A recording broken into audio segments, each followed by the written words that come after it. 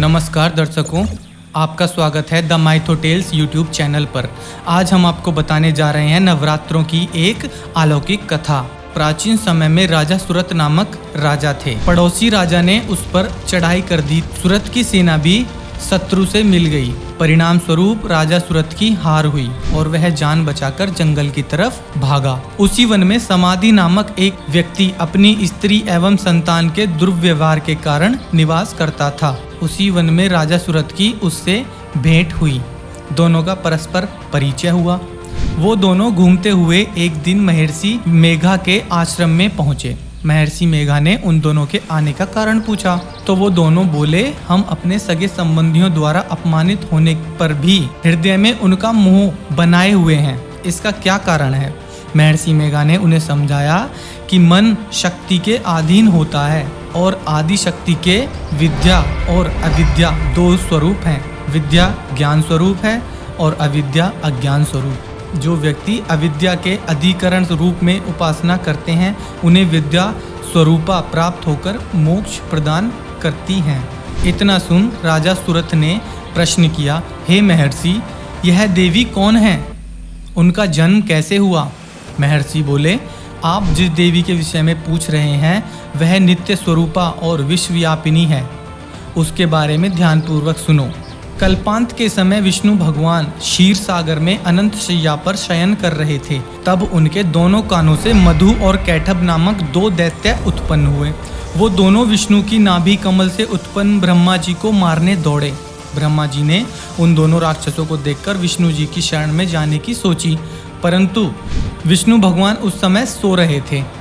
तब उन्होंने भगवान विष्णु को जगाने हेतु उनके नयनों में निवास करने वाली योग निद्रा की स्तुति की। परिणाम स्वरूप तमोगुण अधिष्ठात्री देवी विष्णु भगवान के नेत्र, नासिका, मुख तथा हृदय से निकलकर ब्रह्मा जी के सामने उपस्थित हो गई।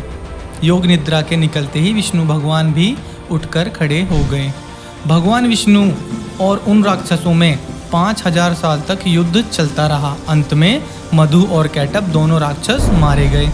ऋषि बोले, अब ब्रह्मा जी की स्तुति से उत्पन्न महामाया देवी की वीरता तथा प्रभाव का वर्णन करता हूँ, उसे ध्यान पूर्वक सुनो।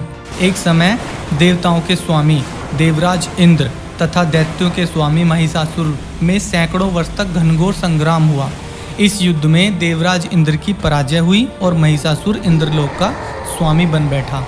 अब देवतागण ब्रह्मा के नेतृत्व में भगवान विष्णु और भगवान शंकर की शरण में गए। देवताओं की बातें सुनकर भगवान विष्णु तथा भगवान शंकर को क्रोध आया।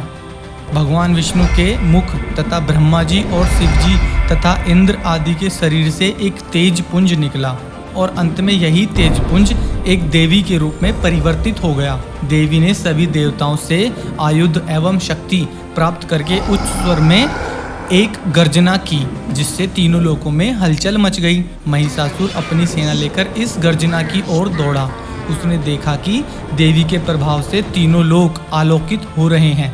महिषासुर की देवी के सामने एक भी चाल सफल नहीं हुई और वह देवी के हाथों मारा गया। इन उपरोक्त व्याख्यानों को सुनाकर मेघा ऋषि ने राजा सुरत तथा उस व्यक्ति से देवी स्तवन की विधिवत व्याख्या की। राजा और वह व्यक्ति इन सबसे प्रभावित होकर नदी किनारे जाकर देवी की तपस्या करने लगे। 3 वर्ष तक घोर तपस्या करने के बाद देवी ने प्रकट होकर उन्हें आशीर्वाद दिया। इससे वह व्यक्ति संसार के मोह से मुक्त होकर आत्मचिंतन में लग गया और राजा सुरत ने शत्रुओं पर आक्रमण करके विजय प्राप्त करके अपना वैभव प्राप्त किया। तो दोस्तों, ये थी नवरात्रि की एक अलौकिक कथा। कृपया हमें कमेंट करके बताएं आपको यह वीडियो कैसी लगी। अंत तक देखने के लिए आपका बहुत बहुत शुक्रिया।